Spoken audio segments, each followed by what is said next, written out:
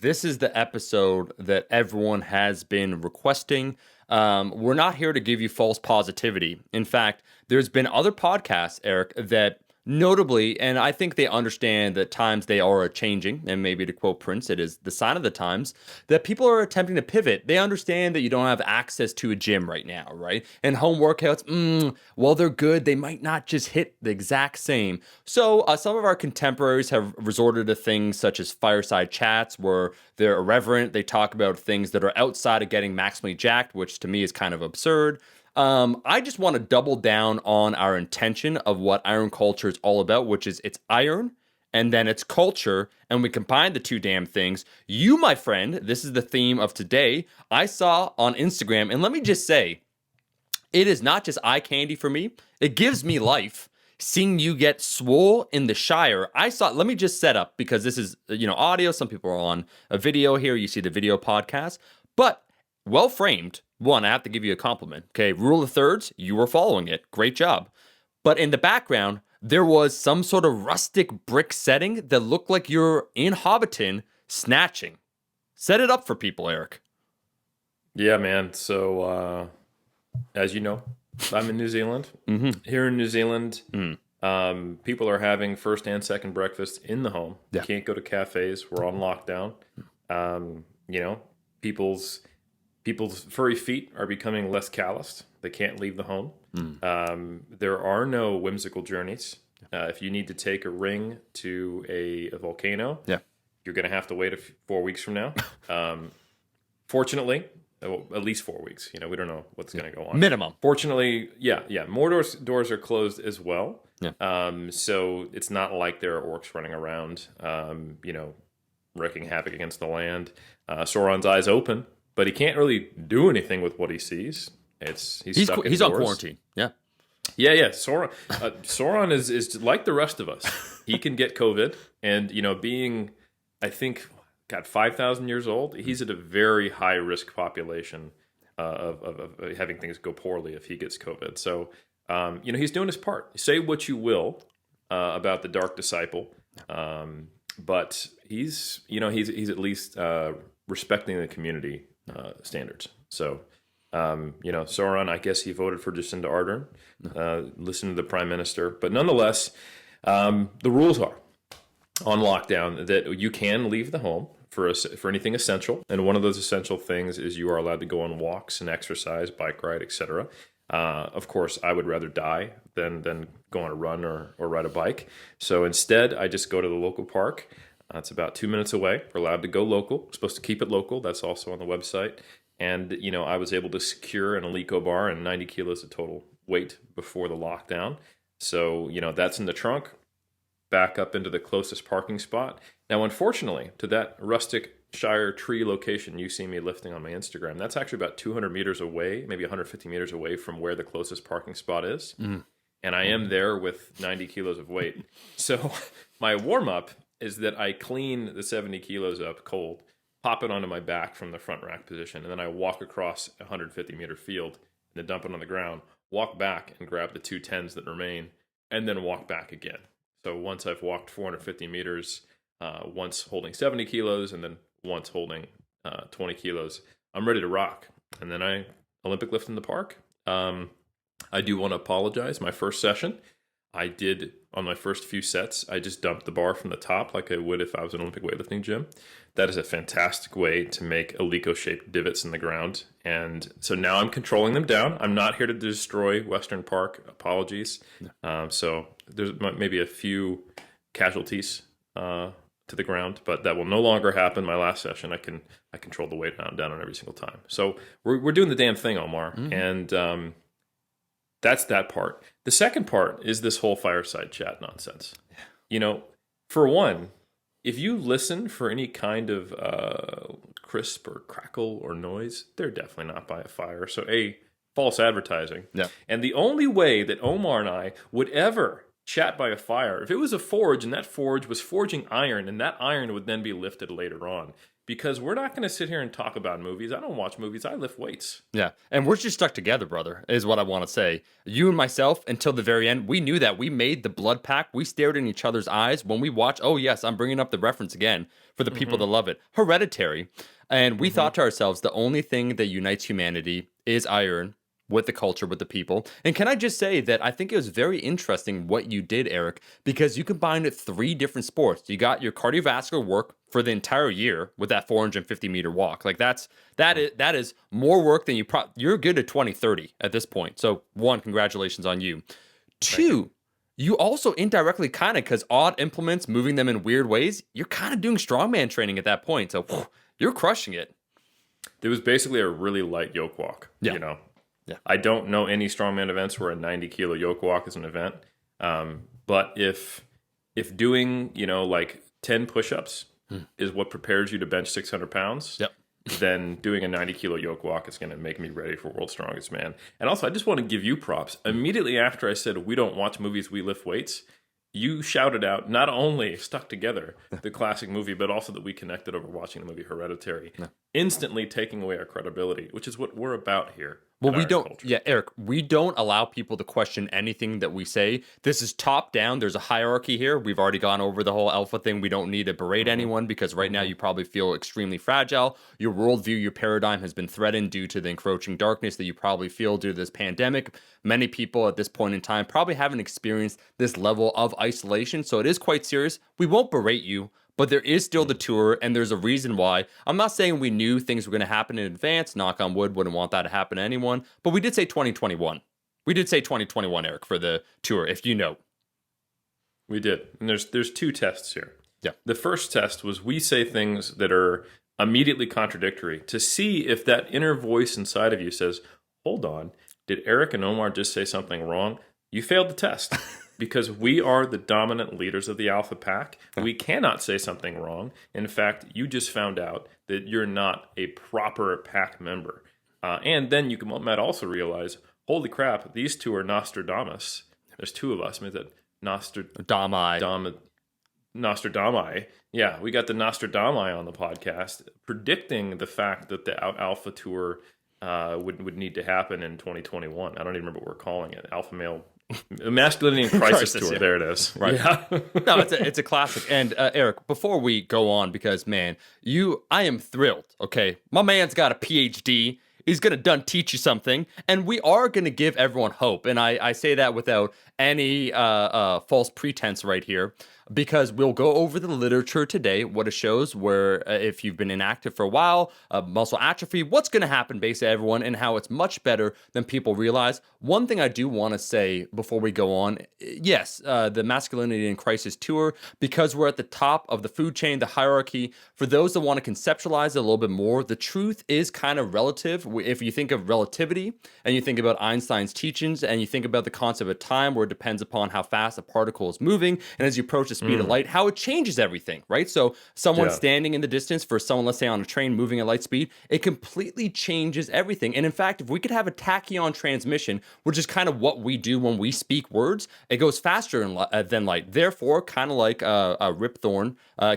it is possible to go back in time and understand that what we said was true all along. So truth is relative to you, it's eternal to us, and thus our different perspectives between the bystander and the person participating at the top of the hierarchy, that's maybe some of the cognitive dissonance that you're experiencing right now. But all you need to know is we're here for you. We've always been here for you. We've been here in the past, present, and we will be here in the future. And I think, Eric, everyone, they see you.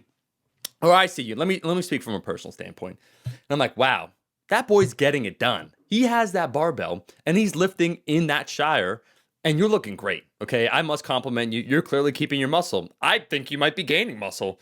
For those that might not have access to that barbell, I don't want to say that you murdered someone to get that barbell, but there's some things. There's a whole backstory, kind of like a. We shouldn't give movie references here because we're not the fireside chat, but it's kind of like John Wick, where something happened and you have a barbell. Those that don't have a barbell, it's been a few weeks. When this drops, which will be on Monday, we're recording on a Thursday, so 4 days. People are probably 3 weeks in isolation. They haven't had access to anything whatsoever, my friend. Let's assume that we're talking to the 90% now. Let's give them something tangible. Those that basically don't have access to equipment, they're fearing what's going to happen. Maybe there might be that moral malaise where they've never been in that situation. There's a vacuum that's been established, Eric, where they're used to having a routine. It's been completely removed from them. Maybe they have some resistance bands. Maybe they're, father's dumbbells. They're crusty dumbbells from 1978. But let's assume government shut down everything. They can't order it online. It is true now. It seems like gym equipment, you just can't get it right now. What is going to happen to the very many, to the multitude of people listening right now that are willing to do at-home workouts? Maybe they tuned in to the channel where you broke everything down and gave a fantastic home workout routine. But realistically, if we're 3 weeks in, and let's say, there's so many variables to consider. Let's say it's going to go on for another 2 months, maybe. Okay, so we're looking at, in total, maybe, Eric, 12 weeks of not having access to the gym. What's going to happen, man? Man, I would say if your goal is hypertrophy, body composition changes, the bodybuilding, I think you're in good shape. If your goal is exclusively to hit 1RMs on specific lifts, unless you got access to those lifts, I wouldn't say you're in bad shape, but you're definitely not in as good of shape if your goal is purely to just hypertrophy yourself. So we'll start with the history here on iron culture, history, science, and culture. So before there was an iron culture, there was an iron game. Before there was an iron game, there was physical culture. And physical culture encapsulated a much broader set of training modalities, and they were much more specific to the time. Gyms comes from gymnasiums, and gymnasiums might make you think of gymnastics, and there was a lot of hand balancing, calisthenics, and exercise modalities that didn't really require equipment. If you look at some of the muscle control stuff, or the type of exercises that people would do at that era, yes, there was lifting weights, but a lot of the rep work, a lot of the hypertrophy work was actually calisthenics work. And then some of the max strength was like, what's the heaviest object I can put over my head? And you'd see people with fantastic physiques who would primarily get those physiques from actually body weight training. So yeah, I think of great examples. Bobby Pandur, who is got just an incredible physique. Yeah. And not even, that's actually not his real name, and I can't remember. I think it's Stanislaus something. But he's anyway. I believe he's of Eastern European descent. Came over to the States late 1890s, early 1900s. He was literally walking around anywhere between actual stage condition with walnut butt striated glutes to somewhere between 6 weeks out. And his training was all gymnastics, hand balancing, and then some partner acts with his brother. And he would carry him upstairs and stuff like that to train. And the dude looked like a pro natural bodybuilder of the modern era. Legit. No holes in his physique. Maybe not great pecs. You could make an argument. But yeah, so that we'll start with the history there to say absolutely the forefathers to the bodybuilding movement had bodybuilding physiques, impressive even now among naturals who trained with body weight. And the limited equipment they had is a nice juxtaposition to the limited equipment we have of today. Now we can move on from history and culture to science. So if you are someone who is maybe at this point or at some point in the future may give in to nihilism or nihilism, depending on what the accurate pronunciation is, which we've yet to discover here in iron culture. Yeah. I think that's understandable, because I would say the biggest barrier or challenge to us is not the lack of equipment or the fact that we can't go to the gym, but rather our willingness to deal with monotony, our desire to get it done regardless, and some of the psychological barriers to maybe you used to like to train with a partner or friends or go to classes or do WODs at a CrossFit, or whatever your method was. If it included someone besides you, or if a different environment, you may find it psychologically difficult to move forward. So I would not fault anyone if they did find themselves in a state of malaise for a week or two, not training, or maybe even a full month, just being like, you know what? I just couldn't get it done. I couldn't find that fire. You're having to redefine a relationship with training. And I think anytime you redefine a relationship, if that relationship is to survive, there's going to be a rocky period. You can think of this when, a marriage that survives, that actually went through a period of couples counseling and then maybe even separation, but they got back together. It didn't lead to divorce, but there was probably a rough, rocky period.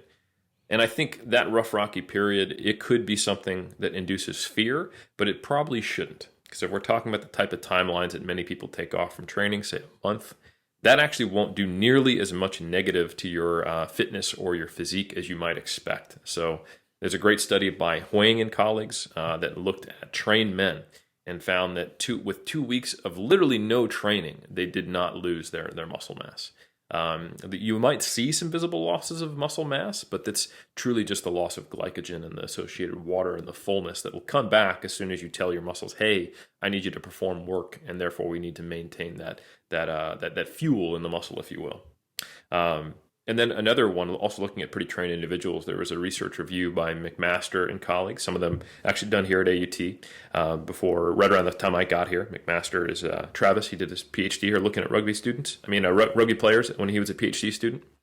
Anyway, this review found that with 3 weeks of literally doing no training, elite rugby players can maintain their strength. And then in addition, Ronestad looked at professional soccer players and found when they had them train every other week, just one strength session, so training once every 14 days, there was a very slow decay in strength, indicating that maybe even just once a week of training for strength, they were able to maintain their maxes. So I think that just goes to show, like, if you took a month off of training because you did really struggle with the current environment and you had to recalibrate things and reevaluate your relationship and think of things differently, don't worry about it. It might as well have just been an extended deload. You might have to revamp back up and rebuild your work capacity, but you probably didn't take any steps backwards. You just kind of hit pause. So that's the good news. The even better news is that your body doesn't know how you develop tension. Muscle grows if it's stressed sufficiently and if there's an overload stimulus. And that can occur with push-ups, that can occur with bench press, that can occur with band pull-downs, that can occur with pull-ups, that can occur with a lat pull-down or an iso-inertial single-arm hammer strength row. However you want to get it done, your muscle doesn't know the difference. And I think if you're willing and able to get your hands dirty, open up the pantry, go to your garage, see what you got down there, open up the closet, figure out what you can get. Maybe you can't get anything, and maybe you do have to just fill a backpack up with bags of rice, and do some Bulgarian split squats with the ace bandage around your hip to induce fatigue a little earlier via BFR. There is definitely a way if there's a will, and the question really is there a will? Which I think each one of us needs to ask ourselves. But just for a little bit more science before I hand it back to you to talk philosophy, my friend. We know from multiple studies, Lesavicius 2018, Schoenfeld 2016, that training really light for high reps is just as effective at producing hypertrophy as training in that traditional, 6 to 12 rep range, or the powerlifter approach, doing multiple sets of 3 to 6 to equal that similar amount of volume. Both of which we're all pretty on the same page here at Iron Culture. Yeah, I can do 5x5 or 3x10 or 3x8. They're going to grow me similarly. One will be better for strength. Well, sure. But guess what? 3x35 will probably get you the same growth as either one of those two as well. We've got the data on that. As low as 40% of 1RM without blood flow restriction will produce hypertrophy if you're going near failure. And with blood flow restriction, you can get down to like 20 or 30%. Multiple studies have confirmed this, meta-analyses, the whole 9 yards. And if you think that bands won't work or that body weight won't work, we've actually got studies on that as well. A recent study was just pre-printed that I think Dr. Fendero shared, if you want to check out our Instagram, on band training as an effective way to maintain muscle mass in athletes during the pandemic. It's very specific to this time. And also Kikuchi and colleagues, I want to say a couple of years back, they actually compared 40% of 1RM on bench to push-ups and found similar strength and hypertrophy. So the question is not, can I get it done? The question is, will I get it done? And do I have the will and the psychology to do so? Or can I develop it? Which I think the answer is ultimately yes, if you are about that life. Eric, can I just say, my friend, I feel that you are an inconvenient truth. Because here you are, people want to give up, okay? People are listening to what you're saying, like, I'm hoping he's saying that none of it matters in any event. Just go ahead and watch Netflix. I'm a strength athlete, so what does it even matter if I build hypertrophy? I don't care about my body composition. And you're just like, boom, study, pa, pa, pa. Like, people feel themselves slipping away, and you're the hand in the darkness saying, I got you. Which really, if we say one of the fundamental tenets of Iron Culture, underneath Iron Culture, if you notice in the thumbnail, it says for all lifters. And that is, we want to unite in a non-hokey way the different disciplines that have developed over time. There's been that fracturing. And also, I think what you did so eloquently is let everybody know that there's an opportunity of fitness for everyone, that even if you are a strength athlete, because I had the conversations and we had some of those private conversations where I knew a homie who's a high level competitor, and he was saying basically if I don't have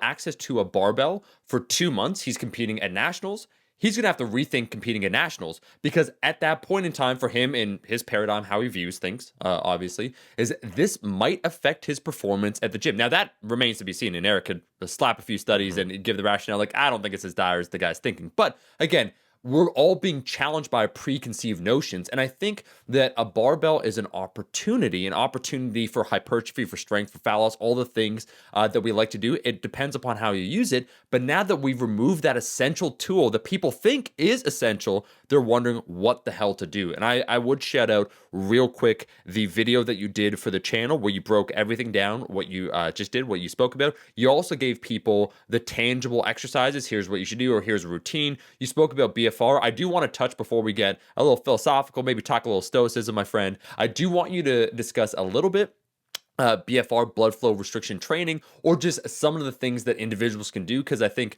you pointed out correctly that, hey, if you're doing bodyweight push-ups, like, your rep ranges are also understandably going to change. You might be used to doing a 5x5 on the bench press or a 3x8. It's like your working sets might be a 3x35. But as you elucidated and you said, as long as you're training above, I think you said the 30% of your one rep max range, or was it 30 or 40%? Somewhere in there. The study by Lasavicius compared 20, 40, 60, and 80, and they found 40 to 80 being equivalent for hypertrophy. So it might be that 20 was just reaching the bottom end of effective, and it could have been 21% that was all right. But I would suspect, based on other studies, somewhere around 30 to 40% of 1RM is around the bottom end. Gotcha. Yeah. And what Eric said exactly, that with what you have at home, if you have the will, you can preserve, or maybe even in certain instances, depending upon the context of the individual, you can even make progress, right? We talk about body composition, we talk about hypertrophy. There's a lot of different things. And I think when you said, as long as you have the will, we will definitely discuss that. I will park that, though, just temporarily, because I want to give a kind of holistic view of everything. You spoke about BFR. I noticed that in the video. It's something that I actually experimented a little bit with Alberto Nunez when he came down in 2017. He just showed me a little bit. Can you explain what BFR is, and can you kind of describe it so people don't end up wrapping it around their neck and autoerotic asphyxiation? It's just it's not like David Carradine. Do I need to say anything else? It's not all it's cracked up to be. So yeah. Painful reference right there. Yeah. I think, this is important, because there was actually one comment on your video of like, I'm not sure giving people advice on BFR is appropriate right now. Like, what if they're home alone? They don't know how to do it. So I do think it's important that before you start trying to occlude blood flow, you know really what you're doing, and you know the research profile on this. So blood flow restriction training, or occlusion training, which people don't like to use that term as much because it can give the impression you're occluding both veins and arteries, which isn't accurate, goes all the way back to, I want to say, the late 90s or early 2000s, maybe 2003, on Katsu training, which is actually came out of labs in Japan. And they specifically would find that using really, really expensive cuffs, I think at the time they came out, they're like $2,000, but there's been subsequent studies on quote unquote practical blood flow occlusion training or blood flow restriction, where you can just use the equivalent of like knee wraps or long wrist wraps or even an ACE bandage. Those can all work. And essentially what you're looking to do is wrap only in two locations in the body. At the proximal shoulder or hip. So basically right around the armpit or right at the top of the hip, right near your groin. And in the practical occlusion studies, what they do is they wrap to a perceived tightness of 7 out of 10.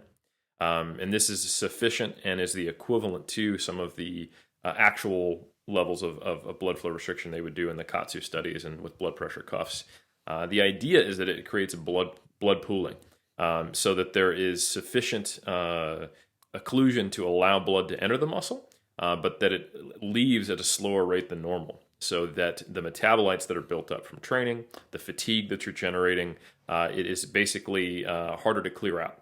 So your muscle will fatigue earlier, and therefore high threshold motor units and those fast twitch fibers that are much more difficult to tap into with low load, high rep training until you go all the way to failure. And then even if we've seen, like I discussed in Lasavicius, even if you do go to failure with 20% of 1RM, it becomes much more of like a cardiometabolic stimulus, and it's not as effective as even just going to 40% of 1RM.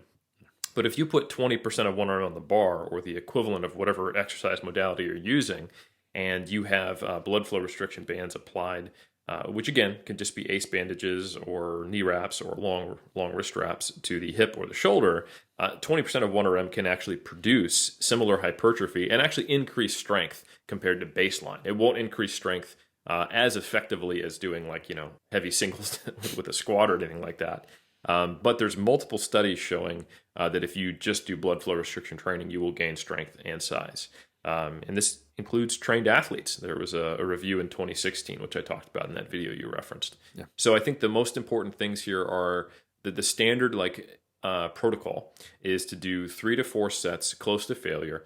Typically, you do like one primer set, which you can normally, if you're doing like the equivalent of 20% of 1RM, we're talking a hard set in the rep range of 30 to 40. And then you're resting 30 to 60 seconds because this is primarily a metabolic stimulus, if you will. And then you're doing 3 sets to failure with 30 to 60 seconds of rest. After that, you're probably going to have your reps drop off massively. You'll be in the 15 to 20 rep range for those next 3 sets. And you just want to get pretty damn close to failure. And then you can have a pretty high confidence that'll be equivalent to 3 heavy hard sets in terms of the hypertrophic stimulus, if you will. Now, a couple things. You don't want to use like tubing or something tight. We're not creating a tourniquet. You should not see any type of purpling in your limbs. They shouldn't change color. You shouldn't feel any tingling. We're not trying to put pressure on nerves. And you should definitely feel a little bit of discomfort, but if it's true pain, not just like an exaggerated pump and an exaggerated feeling of the quote unquote burn, then that's too tight. And it shouldn't be that tight. And also, just so everyone knows, there's been extensive study of the safety and the incidence of, like necrotic tissue or, extreme muscle damage, anything like that is extraordinarily low. We're talking far less than 1%. And it seems extremely safe. Some data would suggest that there's a little less muscle damage caused by blood flow restriction training compared to normal. However, that's in the context of similar volumes. So if, for example, if you're used to doing, like Omar said, a 5x5 and you do a 4x30, you will probably get a lot more muscle damage just because of the volume. And it may be an unfamiliar exercise, especially if you're used to being in the gym. So you will probably get DOMs the first couple times of doing it. But in studies where they compare like 3x30 with no bands versus 3x30 with blood flow restriction, you typically see less muscle damage in the second group. Some also other interesting things you can do with blood flow restriction, which you might not think about. Like for the most part, you're thinking, hold on. So if I put it around my shoulder or my hip, that's pretty much only going to be affecting my limbs. Like that wouldn't be good for like rows or shoulder press or chest or lats or anything like that. Wouldn't be good for glutes. Well, there's actually a cool study where they did it on bench press and they saw hypertrophy in the pecs. And the idea here is kind of the same as pre-exhaust. If you look at the data on pre-exhaust, if you were to do triceps first and then do bench press, you get higher muscle activation in your pecs because guess what? Your triceps can't contribute as much. They're fatigued. So the same thing occurs, if you were to do, let's say, like I've done in some of my Instagram stories, I'll do BFR bands around my hip, and then I'll do hip thrusts, so that any quad and hamstring contribution to the hip thrust, they fatigue earlier, and I get a harder contraction and earlier fatigue and greater recruitment of my glutes. You can combine that with like a hip circle or a band around your knees just to also create an abduction force against your knees so that you can also get the glute med going and just require yourself to exert more force, and you can drop that rep count even further. And I was able to do 15 to 20 reps with blood flow restriction bands and a hip circle around my knees and hips, respectively, and hit failure. So you can get creative if you've got access to these things. Again, I wouldn't recommend anything like, you don't want to use like a cord or like thin tubing. You want it to be a relatively flat, dispersed thing, maybe at least like an inch or two long. I have seen some people use like the medical tourniquets, just not tight, that are have a self attachment and release, and they're about an inch long. And I would say that's probably good for the arms, and that would be the thinnest I would use. But for the most part, you want something flat that disperses the pressure, so you're not creating any damage to the skin or the underlying tissue. And then take it off once you finish your 4 sets. You can leave it on between sets. That's totally fine. Again, it shouldn't be tight enough that it actually prevents blood flow completely. It's just partial restriction. No, I would say, Eric, at Iron Culture, we're all about informed consent, and you best believe if we want to increase the amount of tools in our toolbox during this time, I think it's fantastic. I have someone that actually knows what they're talking about, so someone doesn't hurt themselves, talk about blood flow restriction training. And I also think in general, when you made that video or you contributing your voice to the community was very important during these times, because I noticed a slightly reactionary position. Let's say some barbell minimalists almost were their paradigm of how they view things. They viewed at home workouts like, is this really going to do something? Or like, wait a sec. Yeah, you're doing push-ups. That's really going to preserve your bench press. And I think having an understanding of the literature, the practical implications, and what will happen for most people, and how really, if you're adaptable, and that's one of the things I want to talk about, adaptability, the idea that you want to make the most of a situation. Not only are you going to be okay, people talk as like, hey man, how you doing? It's like, I'm surviving. It's like, you're not surviving, you're thriving. I mean, they give the concept, once again, that guy Nassim Taleb, he has some fantastic stuff where he talks about fragility, robustness, and then anti-fragility. And so the whole concept is, if you're fragile, let's say you're a glass vase, it gets tipped over, it breaks immediately. It can't handle any disturbance.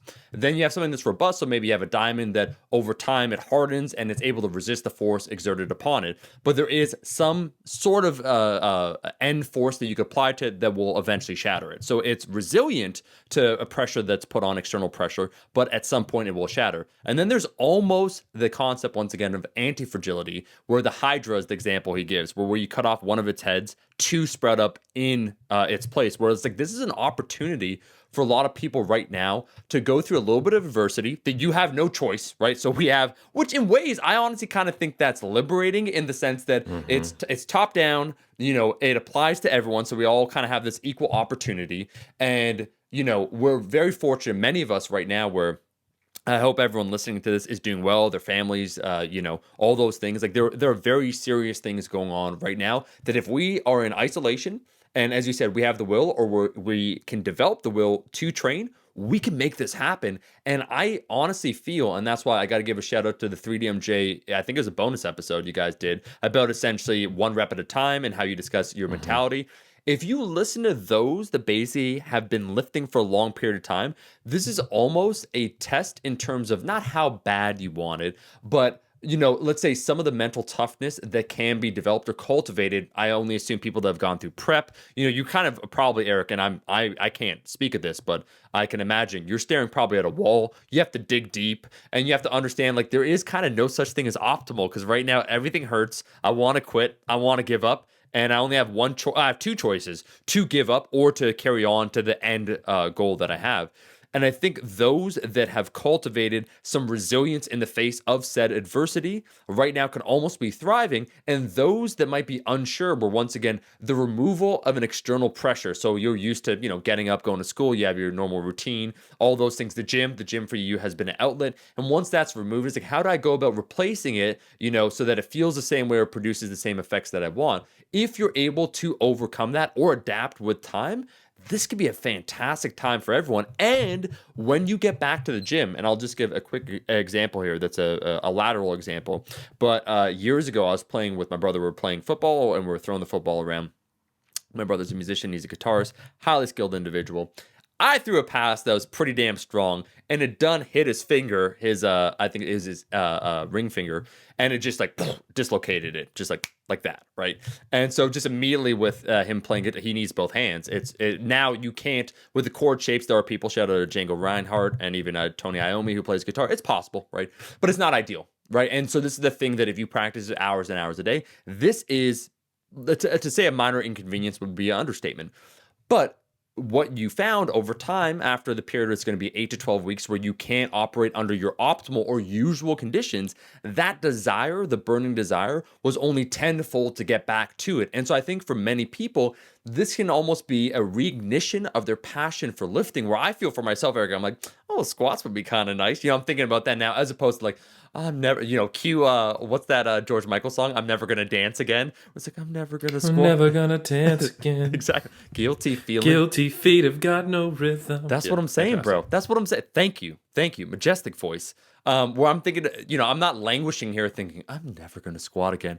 Is this the end for me? And I think some people, I'll put this forth before I pass it back over to you, that I think some people that have faced some adversity, maybe outside of the gym or maybe in the gym, were just their viewpoint, where I got to give a shout out to my boy, Tio Mayer, like people that have, come from just real rough backgrounds or experiences in life. He's thriving right now. Like, I'm chatting with him, just as he loves the gym. He's been training for 20 years. It hasn't even been a question for him whether or not he's gonna continue training, because for him this is beyond a minor inconvenience.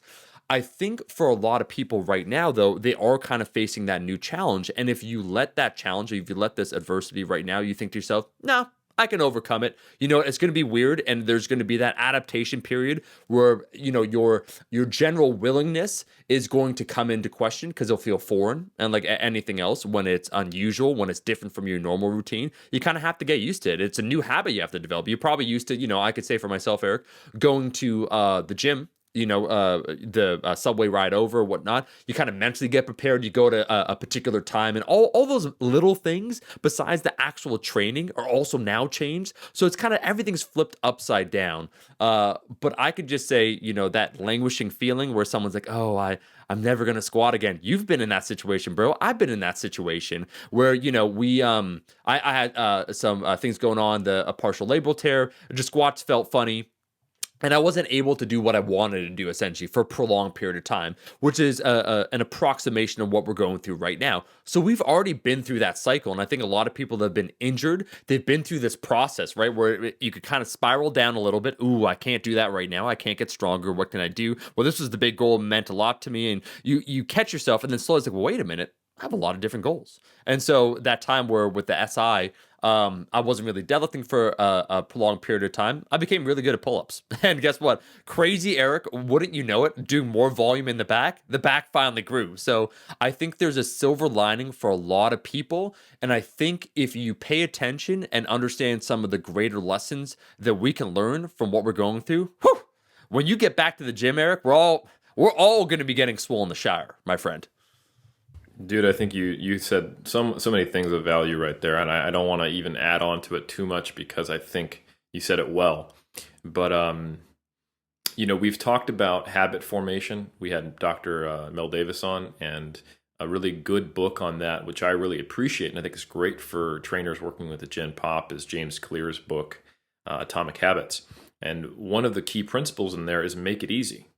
And I think there's an interesting juxtaposition where that can be taken too far or misapplied, where yes, for someone who has always struggled to get to the gym and everything else becomes a barrier in the way of them actually adopting a fitness and nutrition lifestyle, you want to remove as many of those barriers as possible.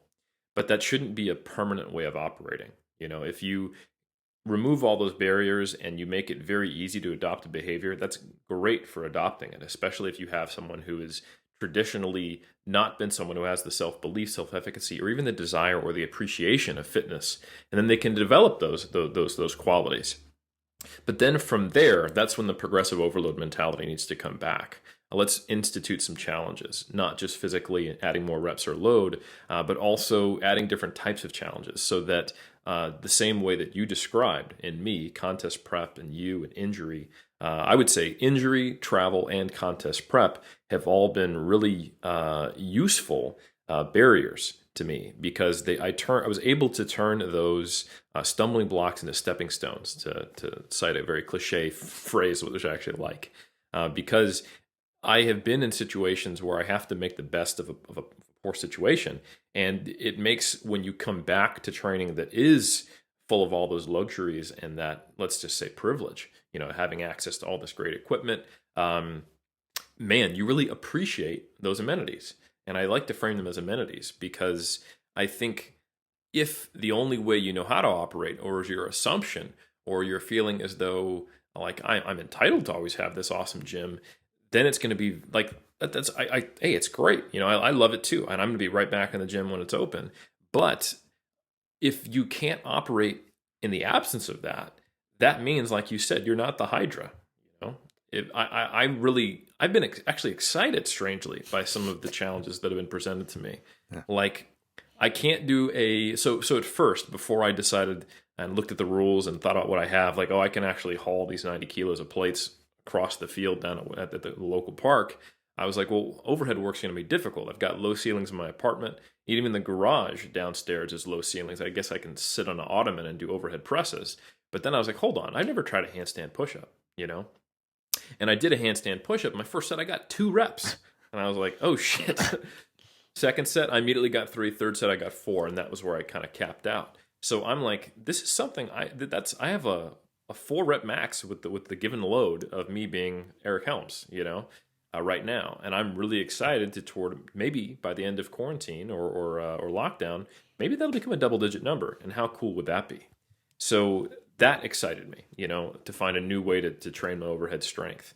And I'm focusing on the goals that are now in front of me. Obviously, my April 18th weightlifting meet is canceled. The May 2nd strongman comp that we were both discussing doing together is unfortunately now canceled. But I've got 90 kilos of weight. You know what I've never snatched? 90 kilos. So I'm going to really try to focus on what I can do. I also shout out to Dean Somerset, who was just recently on the podcast talking about mobility. And we had that little session where he ran me through all the possibilities of what could be holding back my jerk. You know what I did? I sent the man the money for a one-on-one Skype consultation, cleared out my office, sat down. He had me do a bunch of mobility drills. He taught me the things. We did some assessments. And he actually gave me a program, which I paid for, because the man has value, and he earned it, on how to work on my internal rotation and jerk stability and lockout. So since I'm limited to 90 kilos, and I've jerked 25 kilos more than that, now I can actually be limited in a good way by the load. This is like a basketball player who always goes right but has a shitty left hand, tying his right hand behind his back. It'll eventually make him a better basketball player, even though he's immediately worse. So now that I can, in turn, work on my mobility at home and then be limited and not allow my ego to take over and not be able to do more than 90 kilos on a jerk, I can ingrain these new habits so that once lockdown's over, I'm raising the ceiling on what my jerk could be while actually doing a snatch specialization cycle and peaking cycle. So, yeah, I think that's just one example of how to look at it. And I am actually quite lucky to have weights. A lot of people literally have nothing. But one thing I saw, I was taking my weights across the field, and as I was coming back to get the 10s on Tuesday, there was a gentleman out in the park doing planche and doing handstand push-ups. And you can tell this dude has been training body weight for years. Nothing's changed for him, And this is a great example of why I think iron culture is important in exposing different sectors of the training community to one another, is because there are some of those people out there who literally a month ago were talking about the benefits of flexible dieting and being able to stay on track in various environments. But then all of a sudden you take the gym away from them and they're like, you know what? You're not going to make gains. All of a sudden they lose that mentality, and they were the person talking about, you know what? Cheating on your diet because you went slightly off is like getting a flat tire, getting out of your car, and shooting all 4 tires with a gun. That's dumb. And now today they're saying, you know what? If you can't get a set of dumbbells, you might not as well train. Like you can't make gains with bands. You can't make gains with body weight. And it just goes to show you that is a lack of experience. Because anyone who has actually done significant body weight training, who has gotten outside of their bubble, who has trained in higher reps, who has trained at different modalities, or has just looked across the spectrum of people who have developed amazing physiques. I mean, look at gymnasts. Any gymnast. Not to mention the fact that some of these male gymnasts have been purposely kept at a lower size most of their life, so that testosterone's not doing them a big favor.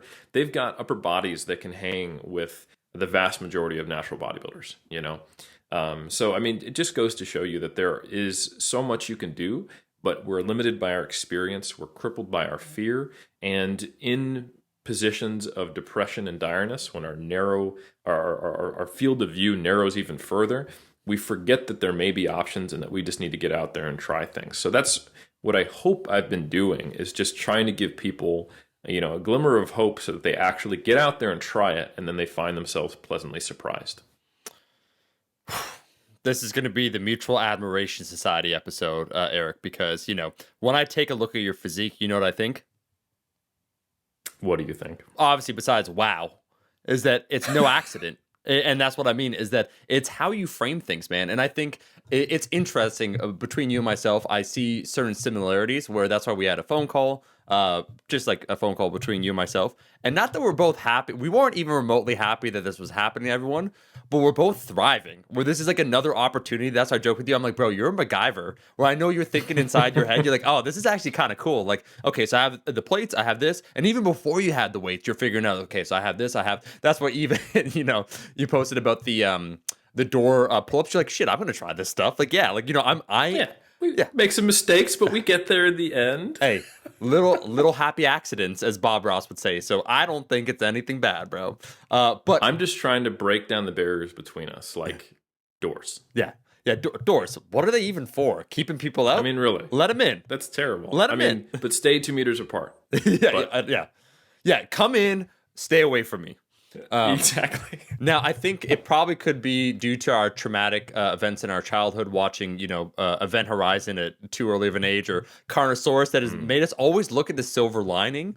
But I think people can take extreme value from how we now frame things. And that's kind of what I was taking away, where you have a guy like Brian Whitaker on, and he is a champion of champion bodybuilders. And he spoke about trying to optimize given the constraints, or making the most out of the situation that he had. And that's what we're all faced with. And it is kind of interesting, Eric, where like I joked around and I said, isn't it kind of funny that those that always talk about optimism and positivity, like on their Instagrams, like you just got to stay positive, that superficial layer of positivity has been eroded. And those are the same people like, my world has been shattered. I don't know if I'll ever be the same. And I'm like, I'm looking at them. And yes, Eric, I am judging, because I'm like, compared to, there are hierarchies to this, and you don't have the disease, you don't have the virus. Sorry, I don't like you're just talking about being at home versus being able to go outside, which I get is a thing. But it's how you frame it, right? And I think taking a look at different even types of content, where not that we've been unfairly labeled as having a barbell bias, you and myself, but it's what we like to do, right? So it's what we do, but it doesn't mean that's to the exclusion of everything else. And again, that's the kind of undercurrent of Iron culture. One of almost the life lessons, like get out there, interact with different people, different disciplines, and expose yourself to new opportunities where you see someone getting after it at the park. And as you said, he's a little robust, because he's used to already doing this. Nothing changes for him. Whereas other people, and I think it's a funny aside, and this is basically why, going back to the tonic, the original point at the start of the episode, we're never essentially wrong. And when Eric stated that hypertrophy training is the best, he meant it. Because let me just break this down, Eric, okay? I was thinking about this in my head. It's kind of funny.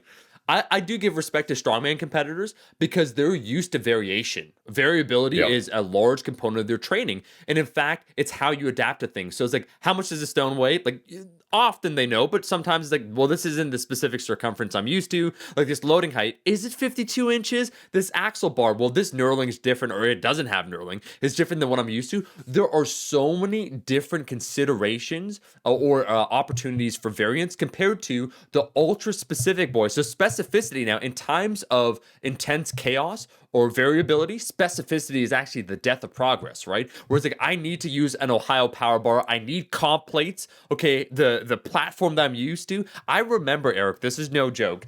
And yes, again, we can also call this the episode that Omar judges intensely. But there's a kid that walked in to Fortis Fitness. This is like a year ago, man. And let's just say he had a 2 times body weight deadlift, which is, hey man, great, good for you. And he walked into the gym, but he's one of them hashtag IPF boys, almost a living meme. You know what I mean? Where he's like asking Sean about different things, and he wants to take a look at the bar. Oh, okay, so it's not the Ohio Power Bar, but I'm like, okay, like he's like doing calculations in his head, and he looks at the calibrated plates. And Eric, I shit you not, they're not Alico, and wherever he was before, because he's going to school and now he's like back in Toronto for the summer. They're not Alico, okay? They're a challenge plates. They're only the same plates that Bruce Crawfish, aka Bryce Krawcheck, deadlifted 880 pounds in his gym, 400 kilos. But it's fine. They're not good enough for you.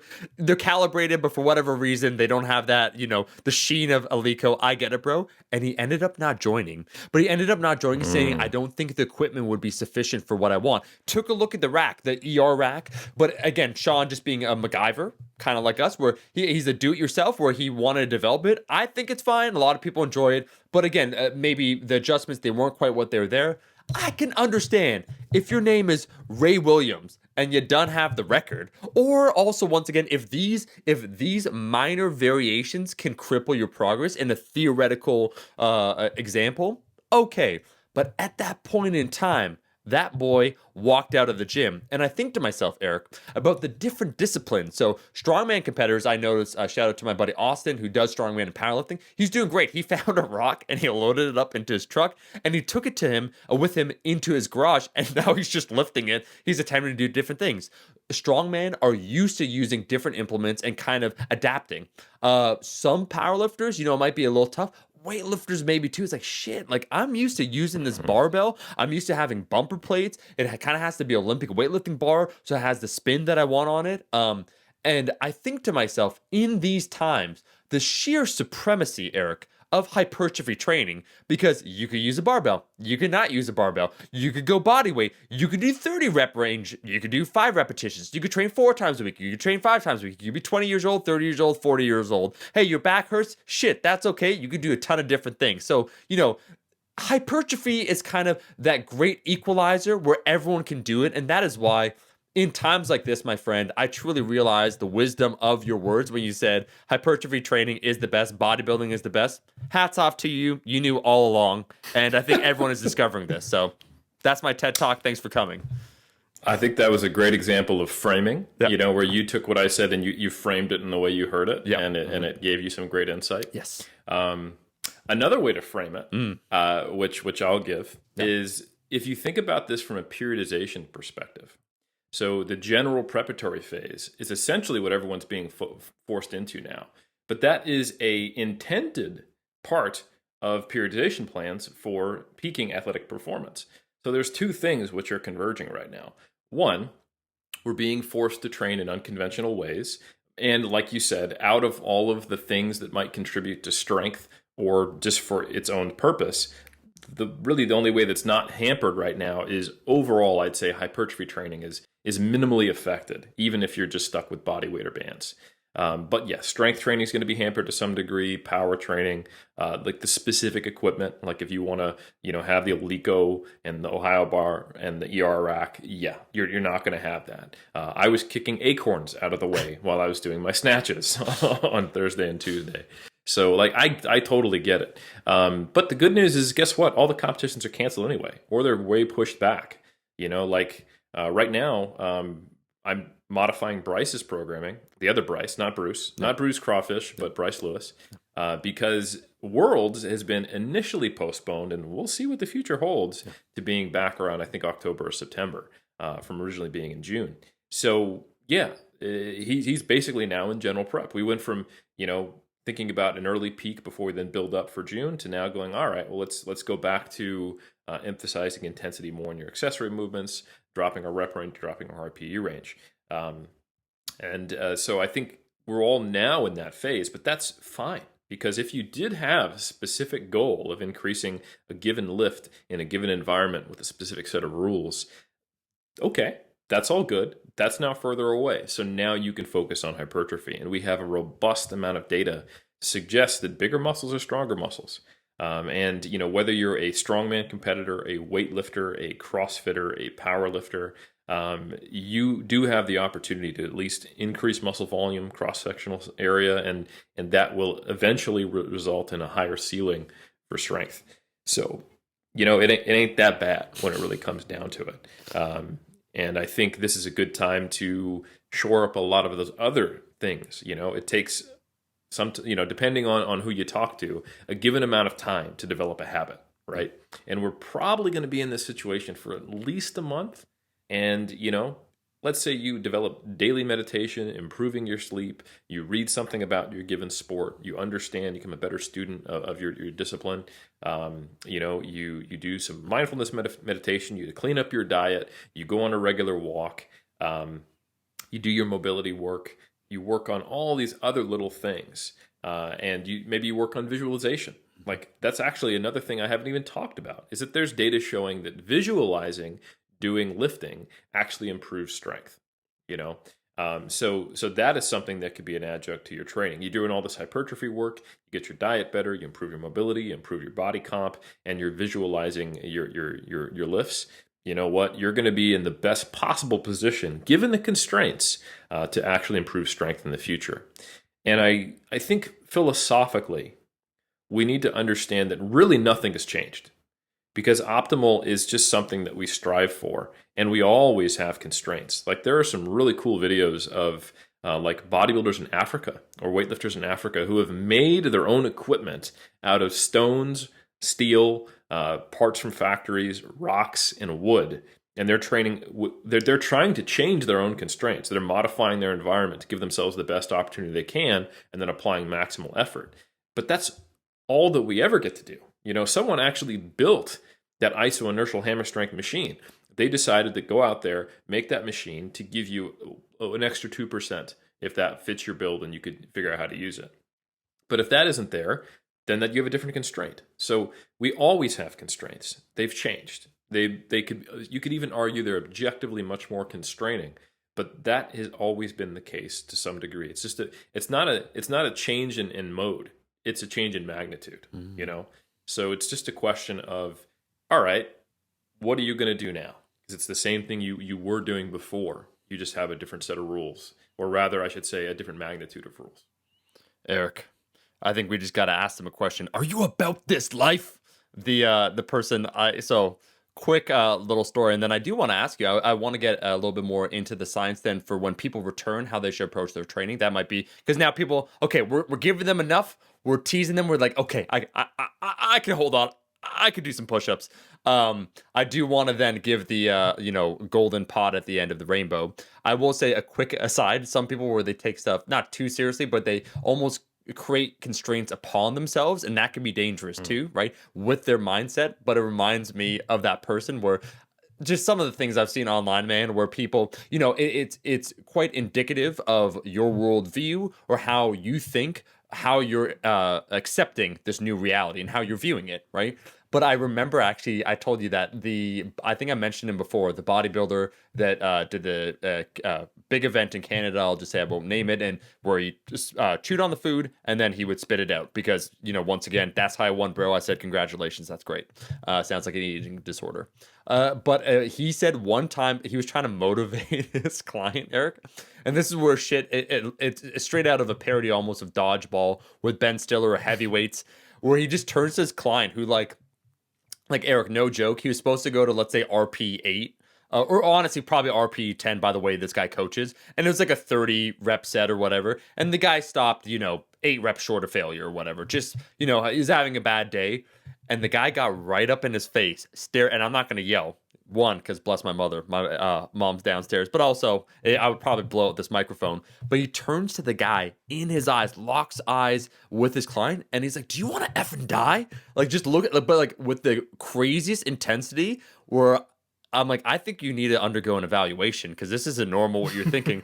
But he said it was, and he thought this is going to somehow motivate him. He was somehow exercising his own demons. I think in these times when we joke and we say framing, it's a wonderful opportunity to re-examine so many different things, right? And now basically that our asses, we're forced to do that. Like whether you want to do it or not, this is the new reality. It presents different opportunities. And I think that's what I wanted to ask you, Eric. Let's give the situation, and I rather, overestimate than underestimate. And so let's say 3 months total now away from the gym, which is probably fairly realistic. Who knows? We're not epidemiologists and we're not dealing with this, but it seems like it might be the case. If we've done 3 weeks, maybe another 8 weeks.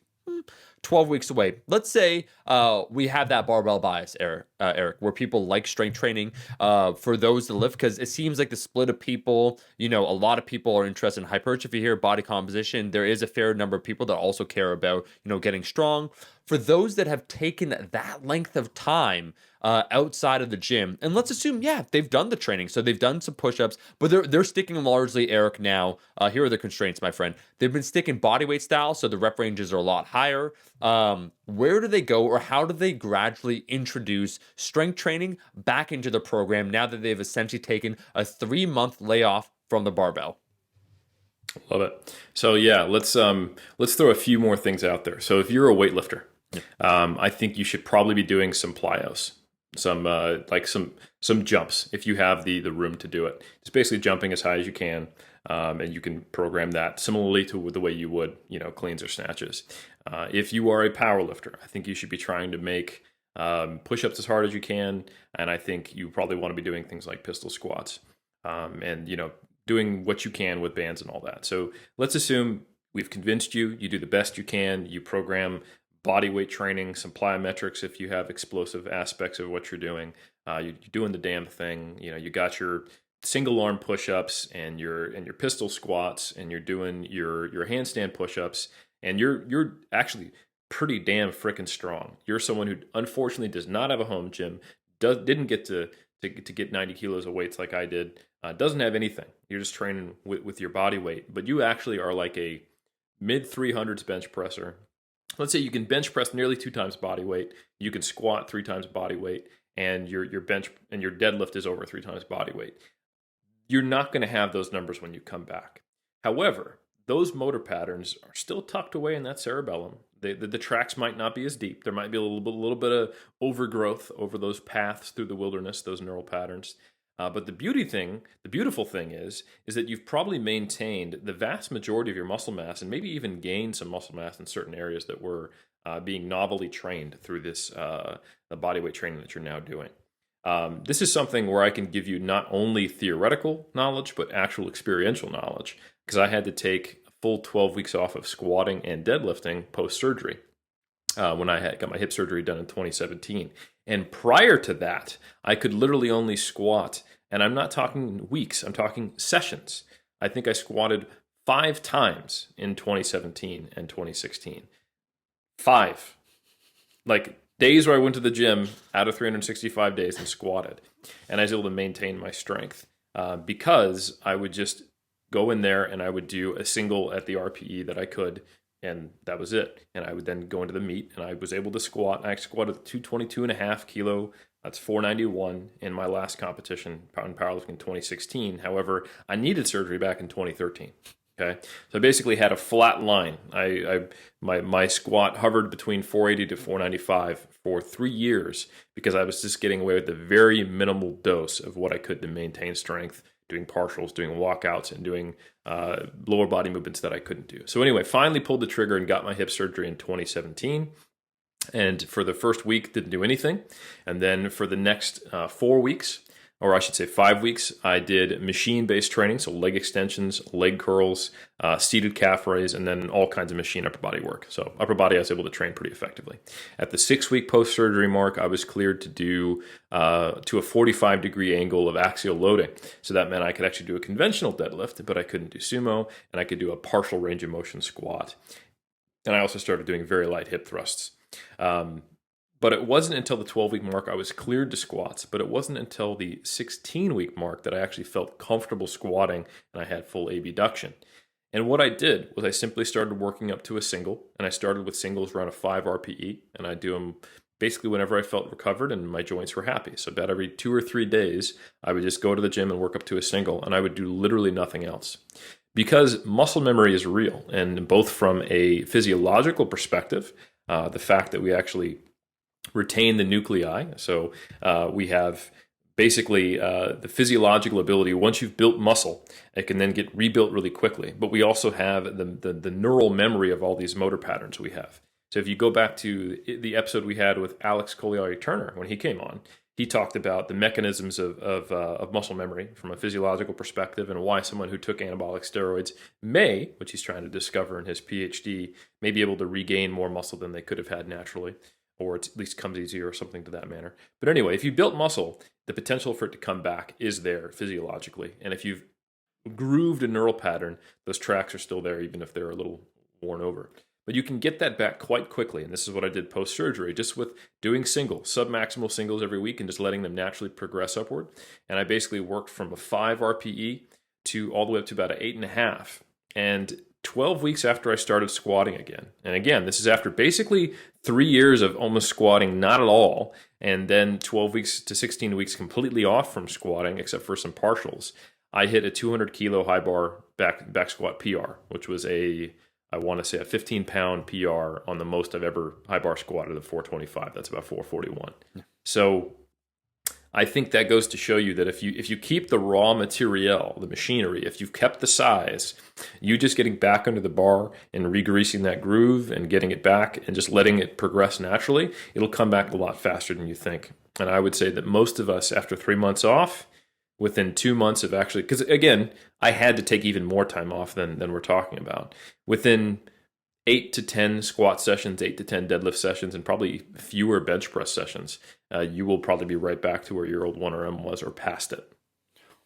Eric, that's not even complex programming. And I'm talking about doing, the beauty of the thing is that you're also going to be able to like reset the amount of volume that you realize you need to use, because most of us are trying very hard to progress. And it's not that once you've attained a certain level of volume, that's what you need to progress. But what does happen is that because we're all so motivated to make maximal progress and be optimal, we're probably erring on the side of doing a little more than is sufficient to optimize our rate of progress. Which means that when you come back to it and you're detrained and it requires very little for you to get back to where you were, you can sprint back to your old baseline with minimal volume, just doing, say, 3 singles a week on a lift. You get back to your old 1RM. If you keep progressing, you've just learned something. Wow, you were really overdoing the volume. And then only when you are truly plateaued for maybe another few weeks, then you can start to add in back off work. And you may find that you can thrive and progress with beating your body up a lot less with volume, giving you more opportunities for recovery and growth, or doing accessory work, or focusing on the other hopefully positive habits you've developed during lockdown. So this is a really great opportunity for you to see, was I overdoing it unnecessarily? And how much does it actually take for me to get back to where I was and then make progress from there, making these incremental step ups in volume? And what I would really caution people against doing is after doing, whatever amount they're able to do during lockdown with bodyweight training, to go back to whatever their old volume was. Like if you're used to do like 5x5, 5x3, and 3x10 in the same week, absolutely don't do that. Just do a couple singles. And then once you've started the plateau or you're no longer making progress, then do like 2 back off sets per day. And keep them at a low RPE, and then see if you progress. And then if you do, great, don't change anything. And then if you don't, then you can start to do like those three sets per session, and getting back into the 9 sets per week that you were doing. I don't like it. It's too sensible. And I'm just going to quote Yngwie Malmsteen, where he says, "How could the musician?" He says, "How could less be more? More is more." And I think that's a strong counter argument to every reasonable thing that you said. Sure, we could re-examine our prior training and maybe walk away with new insight will allow us to be better lifters, or we could just load up an extra plate on that barbell and pray. Go on. That's what. Yeah. Actually, you know what? I take back everything I said. Thank you. When you've been away from doing any barbell training, I want you to come back, and you actually need to make up for the time away. So you calculate every missed week of volume. So let's say you're doing 10 sets per week. You missed 10 weeks. So you've got 100 sets to make up, and you want to catch up as soon as possible. Let's say you want to make up those lost 100 sets in 10 weeks. That means you need to do an additional 10 sets per week. So if you're currently doing 10, you need to do 20 sets per week for 10 weeks, and then you'll have caught up. Actually, what that would produce would be an injury that would probably last just as long as lockdown, and then you'd actually effectively double the time that you're basically on lockdown and everyone else is back to the gym and happy because, you didn't do the smart thing. All right, fine. I think there are so many things we can talk about. I want to tease the people though, Eric, because I think we very succinctly put so many different thoughts. So one, as you say, the history, the science, and the culture in this episode. I actually want to have another episode, maybe, just you and myself, talking a little bit about business. Not business. Business.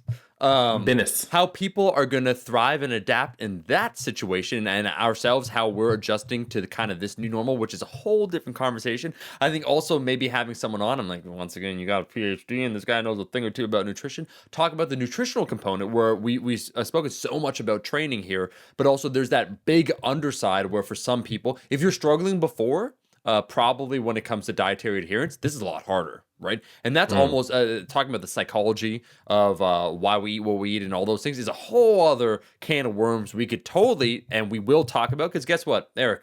The good news, we're stuck together like this for at least some time in this situation on the quarantine. And And so I think those would be some really great episodes. I think he gave just so many tangible takeaways. And we even spoke about those slightly more intangible things, such as the will, right? The will to succeed. How does one even develop that? Or giving very, very, let's say, relatable stories of yourself, how you overcame what you did, why you are a coach, honestly, in the first place, where you look at different things. Well, how can I make the most of this? How can I give this to this person so that he is willing, or he or she is willing to do this? And I think for a lot of people right now, it is uncomfortable, and that's okay because this is an adjustment period. And if you should go through the fire and emerge, you will be victorious. And boy, when we get back underneath the bar, with that extra plate, and as you said, the 20 sets, not 10 sets. One, it will crush us. Like, it will just absolutely annihilate us. And I'll probably need the same surgery as you. But after that, we'll just be so grateful to be there that we'll just, while I'm waiting in the hospital on that bed, waiting for the OR, I'll just be filled with gratitude at being able to lift again. So it'll be like one of those bitter, sweet feelings, largely sweet. I probably won't be feeling anything because by that time I'll be so hopped up on morphine because the pain actually will quite frankly be excruciating. But the underlying feeling, Eric, will be one of gratitude. Well, absence makes the hips go stronger. Yep. That's what they say. It's a true statement. No, I think that's well framed, and there is a lot to discuss. Yeah, because this doesn't just change our ability to train; it changes a lot of things. It's having huge economic repercussions, like you said. It has repercussions on people's relationship with food. Mm-hmm. And I'm just gonna. You said you wanted to tease the people. Yes, sir. I'm gonna tease them with 3 words. Woo! Okay, stocks, toilet paper, and Zoom. And I'll let you connect the dots, dear listener. Oh. And then, I'll just take that 1% consultant fee on the back end. Oh, Eric, we actually, if everyone's still listening as we wrap this up, we're going to have a very exciting new opportunity for people to participate. And when I say participate, I mean invest in a new enterprise that myself and Eric will be forming. We can't disclose it right now. Some will say you've released previously pyramids, muscle strength pyramids, which are fantastic. So if you're very familiar with a pyramid, you'll be very at home with our new, let's call it scheme that we have coming up. Yeah, this will be one of those, I'd say maybe multi-level marketing type of approaches. Sure. I think, there's levels to this shit. And it would be like a scheme, levels like a pyramid. Yeah. And let's just say you'll have the opportunity to build a team. Yeah. And then those team members will have an opportunity to build a team. And then if you do well enough, if you, achieve the regional sales targets, you could very easily see yourself breaking even and hearing about someone else who made profit and got a car. And I'm not saying you will make profits or get a car, but you'll be motivated by the fact that I paid an actor who did supposedly get those things.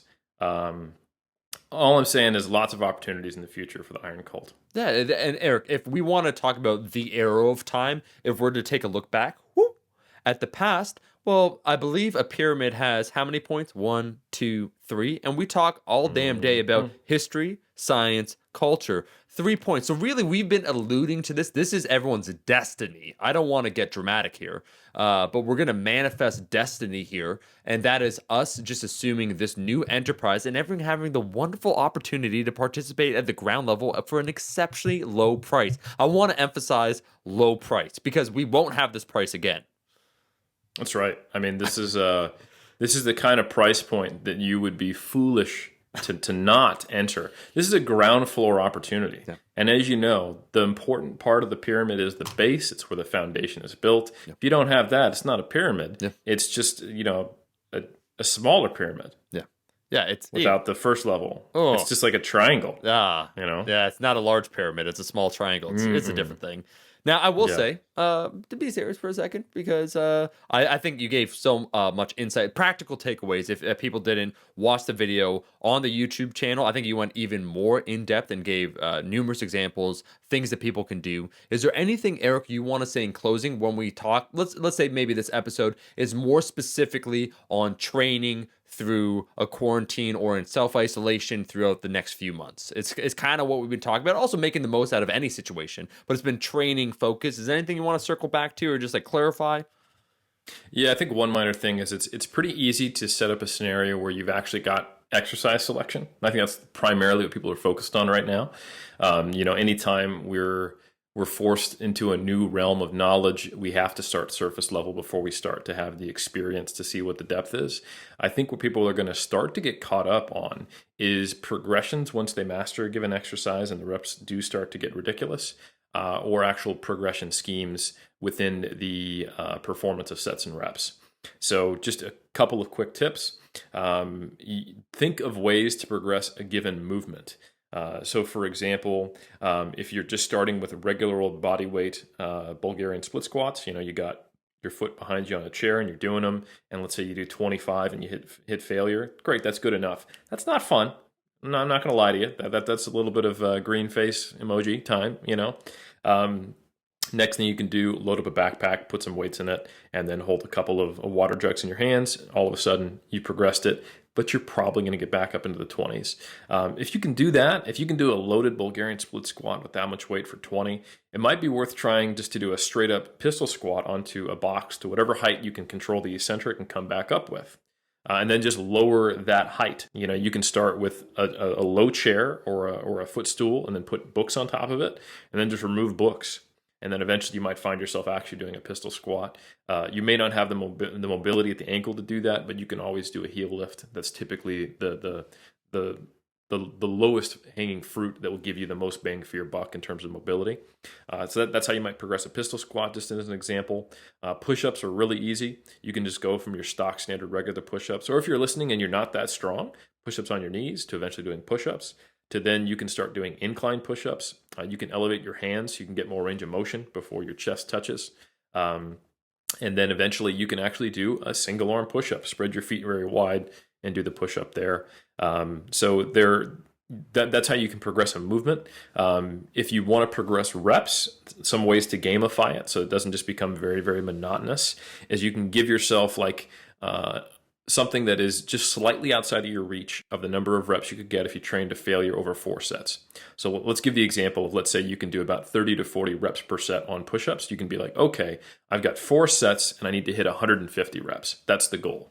You'll probably get there within a few weeks. It'll also make you train a little differently, because if you hit failure on your first set, you're going to lose a ton of reps on your next set. So you might be like, okay, I need to think smart about this. I'm going to go to an 8 RPE on my first set, then maybe a 8.5, then a 9, only hit failure on my last. So then you'll start having to pay attention, pace yourself, think about the way you perform reps, and then eventually you have this target. And gamifying it, it's a lot of fun.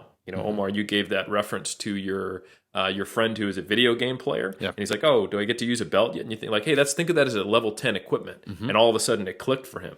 And there's a reason why, games that create that immediate feedback, that endorphin rush. So if you have a tangible goal and you're trying to get to it, you got that 150 rep target.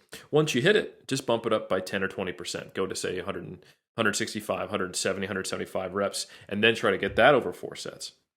And then, you could give yourself some kind of objective target. Like, once I do 200 reps over 4 sets, okay, that's 50 reps per set. Now we're starting to get into the range where these reps are climbing up to be too high. I might be training below that 40% of 1RM. This might not be solid. Okay, I'm going to go to incline push-ups or feet elevated or hand elevated or single arm and repeat that process. So it's like you're earning and unlocking the next progression. So you get to think of this just like a video game. Once I can get X number of reps over X number of sets, now I've unlocked the next load. It's kind of like a double progression model applied to body weight. That's kind of how I'm doing my snatch progression. So right now I can snatch, I just tested my max at 82.5. But I have 80 kilos and I have 90 kilos. So I have an insurmountable jump that I could do right now, right? So the way I'm doing it is I have a progression for my snatch. I've got 2 days. I've got a higher rep technique work day, and then I've got a regular day. So on my regular day right now, I did triples at 60. Next week I'll do doubles at 70, and next week I'll do singles at 80. On my second day, I'm doing 4s at 50, then 3s at 60, 2s at 70, then also singles at 80. So I'll progress both of those up, and then I'll restart at 10 kilos heavier. So I'll get the opportunity to where I'm doing like doubles at 80, before I ever try a single at 90, and that'll be 6 weeks from now if I did my math right. I might have not explained that perfectly well, but I think you can see what I'm saying is that I'm doing this wave-loaded cycle where I'm using the only, because I only have specific weight jumps to make that progression. So that's kind of how you would take some of these principles and then make them not just be like, okay, I can create a workout, but then you look up, 4 weeks from now and you go, damn it, Helms, you didn't prepare me for this. I'm bored as shit and I'm tired of doing 60 reps. Like, hopefully you can start to think ahead and think of, all right, well, what do I do? How do I make progression? How do I anticipate the fact that I'll actually get pretty damn good at these movements that I'm unfamiliar with? And then you'll have that resilience to where you can keep going for however long this lockdown lasts.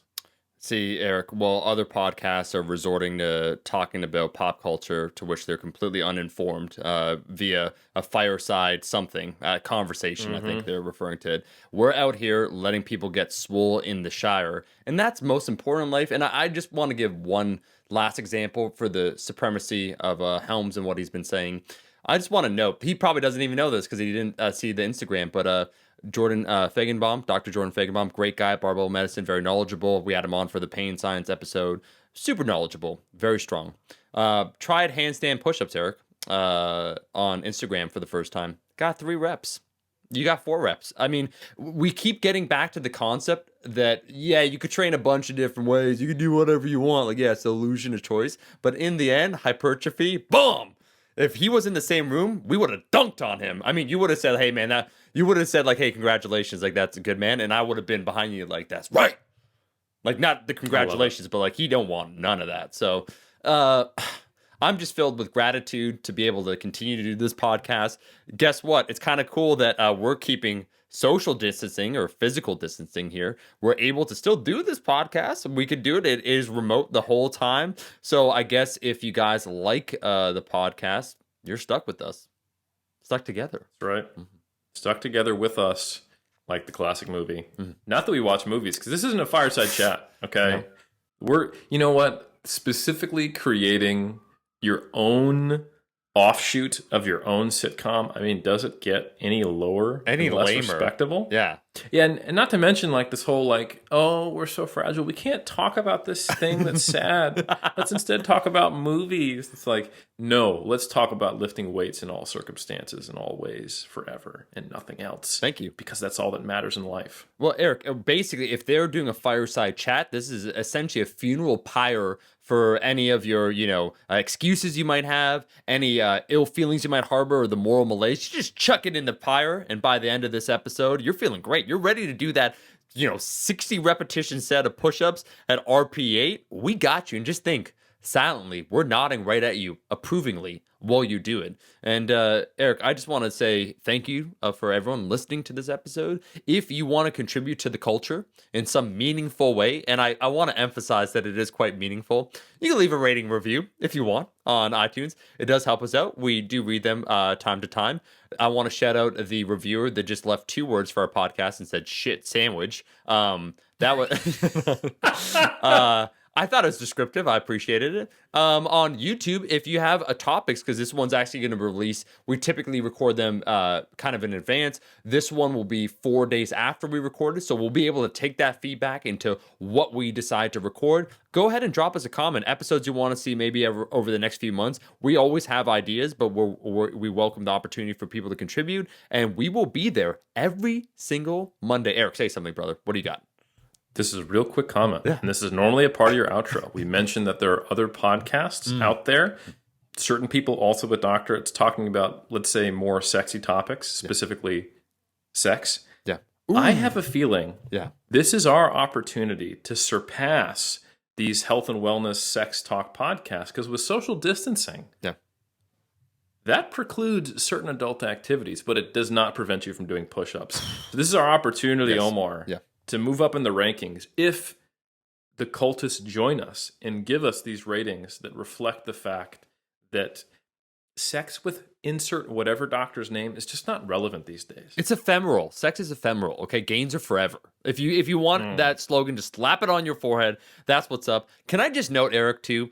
One of the things I love about this podcast is you're always picking up what I'm throwing, and vice versa. Where people think they'll leave comments, Eric, where they'll say like oh, Omar's joking about this, or like he went on too long. I'm like, no, Eric, like when we are off air, we're constantly joking, and I appreciate that Eric's like, all right, time to drop the science, but he's right there. I could see it, bro. The twinkle in your eyes. You hear a guest say something, you're like, I kind of want to make a joke. Okay, I won't make a joke. Fine, shit. I'll be Eric right now, and I just love it. You know, there's nothing serious in life except for lifting, and the only jokes that are allowed are jokes on podcasts that are serious about lifting, but only to provide bolstering support to the principal podcast that is about lifting. The jokes are like the window dressing necessary to make a beautiful window. At least trail on that one. Yeah, at least a greater what would we say elucidation of what we're talking about. I think because you can't you loop them in, Eric. You're like, oh, it's a funny joke. That's kind of science, and there you go. That's our episode. It's the icing on the cake. Like if I just showed you a cake with no icing, you're like, I don't want that. Yeah. But you would still enjoy the cake more than the icing.